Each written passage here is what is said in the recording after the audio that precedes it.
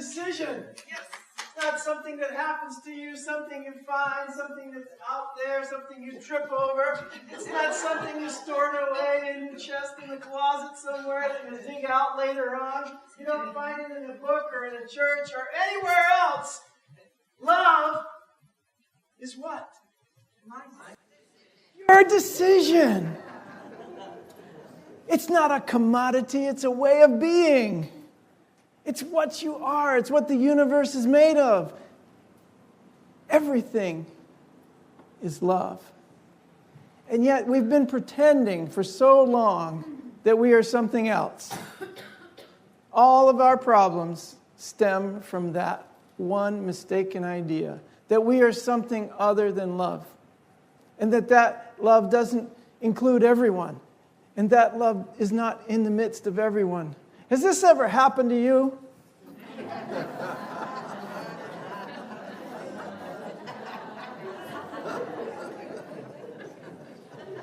Have you ever been sitting at Starbucks or at the breakfast table and oh my goodness, you have changed. What is going on with you? That's what we're going to talk about today, the metamorphosis of humankind. Because when love is your decision, it changes you. It makes you different. We've been talking a lot lately about the evolution of human consciousness and the necessity of this evolution as the most immediate need of humankind. Would all of us here agree that it is our most immediate need to change our consciousness, the content of our mind? And as Eckhart Tolle said, that the next step, it goes beyond the content of your mind. And this is what happens. It's a change. It's a metamorphosis. When you truly embody love, when you truly embody the spiritual energy of love, it changes the very cells of your body, of your being. The way you act, the way you think, the way you speak, and who you actually are. Marianne Williamson says, before you can master a new way to be, you first have to master this new way of thinking. A new way of thinking. How many times do you turn, look at your neighbor, and think, now there's a beautiful expression of God? How many times do you turn on the news and think, well, there's a beautiful expression of God? How many times are you surfing through Facebook or one of the other social media platforms and say, wow, these are all beautiful expressions, radiant expressions of the love of God? No, why? Because we've got so many negative thoughts and we're trying to get rid of them in the wrong way. Lily often reminds me that we have over 70,000 thoughts a day, and out of those 70,000 thoughts, 90% of them are negative. Generally speaking, not in this group, right? 87? We're making progress. And out of that net 87%, 80% of those thoughts are redundant. So you're not only negative, you're telling yourself the same negative crap, the same garbage in your mind over and over and over again. And we've learned that by taking on new thoughts, and it doesn't have to be super duper evolutionary, spiritual, mumbo-jumbo thoughts, which are nice. I love them all. And I read all the books, and they're incredible, and they change my mind. But they can be very simple thoughts of forgiveness, thoughts of love, thoughts of caring, thoughts of inclusion, that I am not separate from you. And that becomes a very mystical and a very deep spiritual thought. Because if I am not really different from you, that I'm going to have to act differently. I'm going to have to think differently, master this new way of thinking, and then become new through the metamorphosis that is brought about through the Spirit. What we're transforming here is old patterns. of our mind. That's all. We're just letting go of thoughts that we don't need to have around anymore. We're letting go of things that don't serve us, because the one that has been getting the brunt of your negative thinking is you. And before you can beat up on somebody else, you're usually beating up on yourself. And so that mirror that we looked at earlier in the service becomes a dark mirror. In the Bible it says, I no longer look through a mirror darkly, but when I am there in my Christ consciousness, I will see face to face the face of God. I will see face to face. No longer am I looking through a mirror darkly. Very mystical stuff in the Bible, and we miss it because we try to fit it into an old pattern of thinking. What we're doing is now transforming those old patterns of mind. We're not rejecting, but we're transforming. Because a lot of people on the spiritual path would then start beating up on themselves because they're not having positive thoughts. They start beating up on themselves because they're not transforming those old patterns. And you try so hard to do it right. No, let the Spirit do it for you. The Spirit within you knows everything and knows exactly what you need at every moment, and knows that you're perfect as God created you right here and right now. And you don't have to do anything to be perfect as God created you. The only thing that's affected is my awareness of it. And that's why I'm so happy. It's because my awareness of my perfection in God is increasing. You can use the word spirit, universe, anything you want. We like to use the word love for God. So my awareness of the love that I actually am, total love, is increasing and increasing. Why? Because the old patterns of mind are transforming. I don't need those thoughts anymore. And they begin to leave you. Don't be dragged back into that type of conversation. Don't be dragged back into the old patterns of mind. It's not going to serve you, especially at this point. Especially at this point. You've learned to fly. You're learning to fly. You can't go back to the nest when you're learning to fly. You might go back there and find that it no longer exists. You might go back there and find the mother bird isn't going to let you come back into the nest. Spirit's going to keep kicking you out into greater adventures in your life, and more light and more love. Because the more you experience of that divine love that's within you, the more you want to experience, and the more you have to share with others. That's why we have such a calling to teach.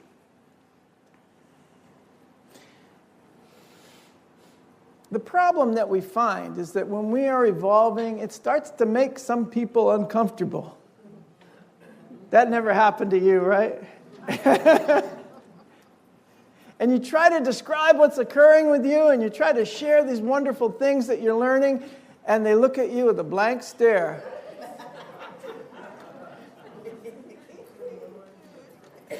That never happened to you, right?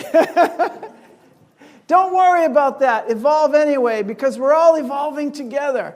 And that's the beautiful thing about it, is that everyone is acting from the level of consciousness they have now. Let them be in that level of consciousness. Don't try to change them, but change your mind about them. There's a wonderful thing that says, this is from Nietzsche, I love this guy. Those who were seen dancing were thought to be insane by the ones who couldn't hear the music. That should not stop you from singing your song. Right? Keep singing your song. Keep playing your music. Keep being the perfect, wonderful expression of God that only you can be, because no one else can do you like you. Yeah, thank God. She says. And it's enough of an adventure being myself.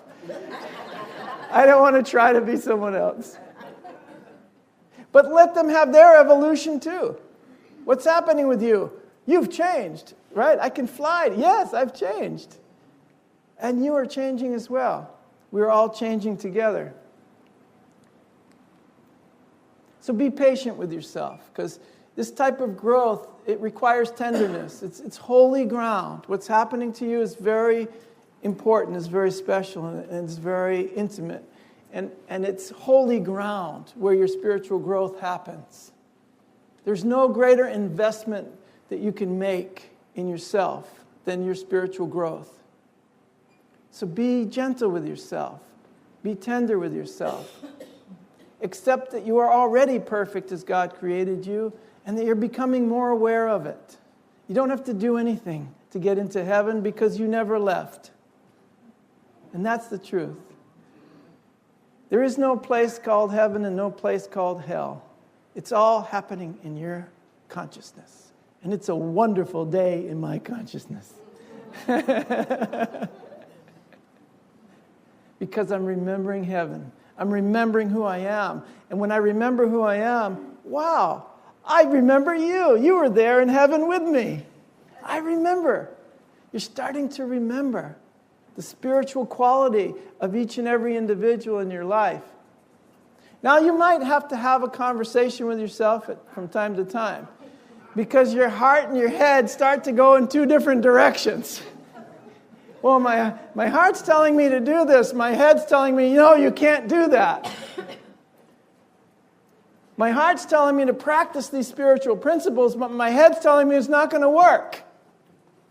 But my heart's telling me this is what's right for my soul, and my head's telling me, are you crazy? My heart is telling me that I have had enough experience with these spiritual principles that I'm not going to get off of this path. And my head finally says, okay, show me the way to go.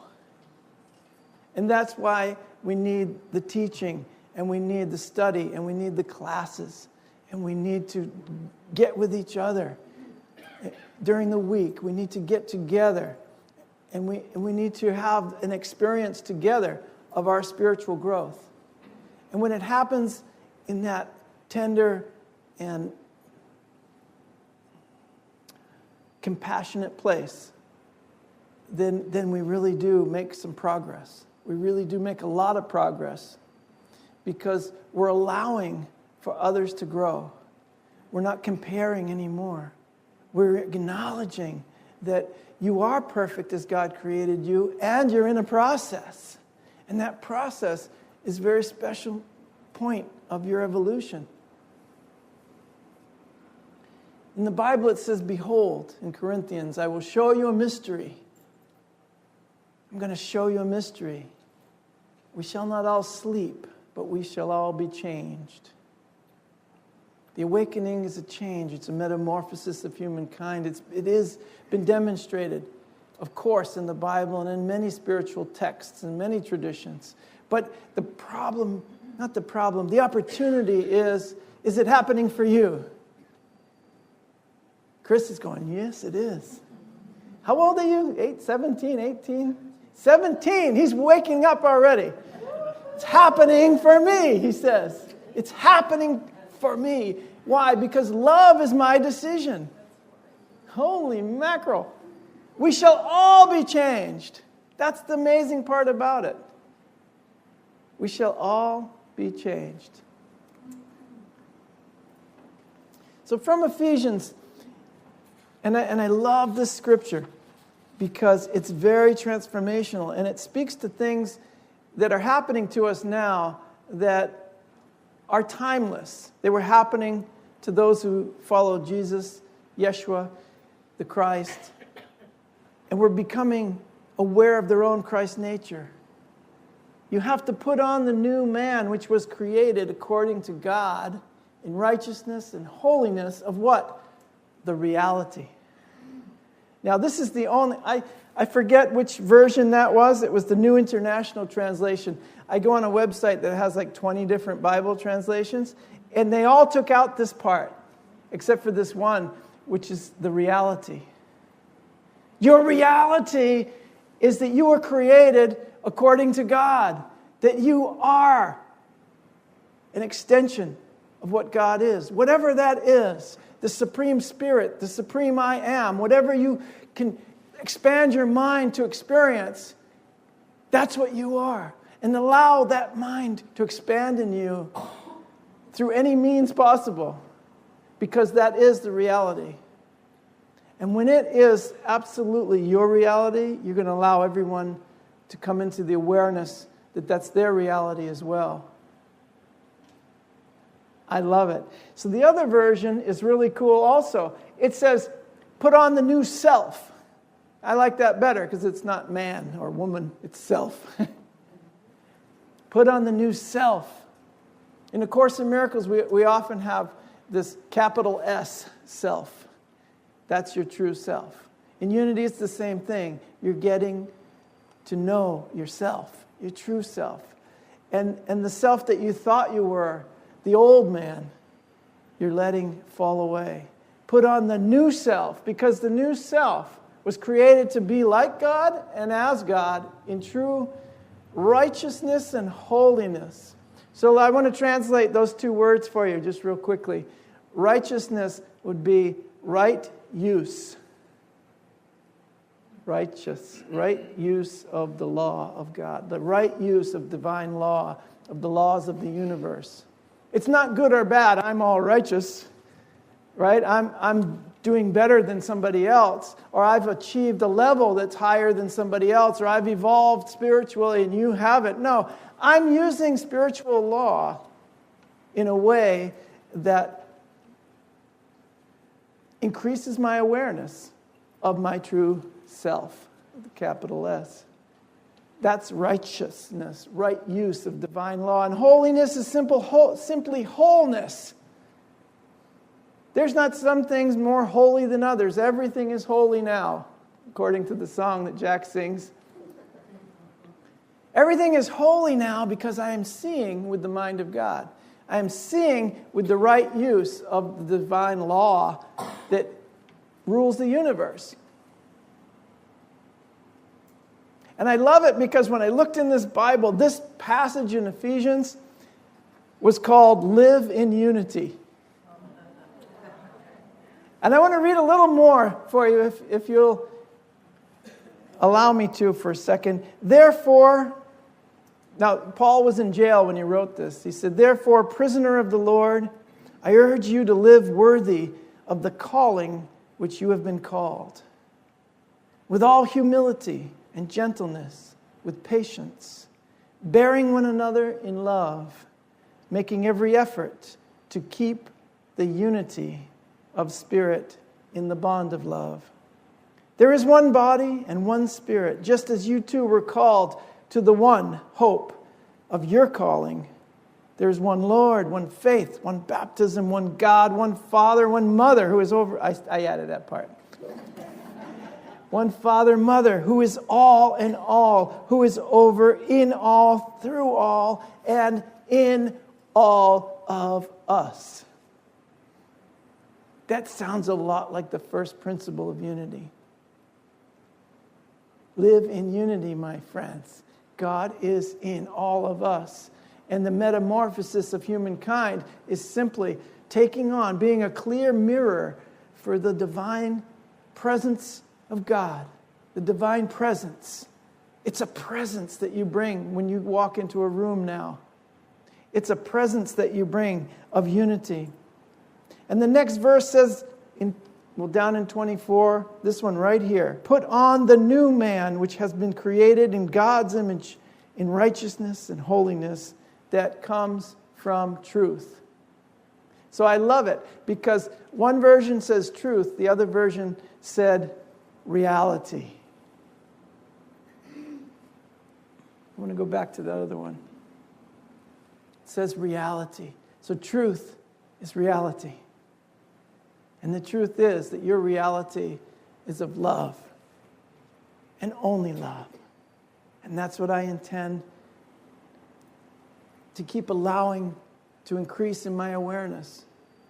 And yes, we're all seem to be in different places in this awareness. But wherever you are in your spiritual path is perfect and you're welcome here. No one path is the same for everyone. No one path is the right one for everyone, but your path is the right one for you because you're allowed to be both a masterpiece and a work in progress simultaneously. You are the masterpiece of God. You are absolutely whole and perfect and free. And you are a work in progress simultaneously. Because the work is becoming aware, is growing spiritually to become aware of that masterpiece that lies within us. So in the metamorphosis of you, my friends, allow that masterpiece to be painted by the Spirit of God on this world and be a clear and bright mirror for the love of God in each and every situation in which you find yourself and everyone you meet. Just make it your decision. That's all there is to it. Love has to be the decision that will bring about the metamorphosis. You are already a masterpiece, but we're also a work in progress. So let's get to work, okay? Amen. Thank you.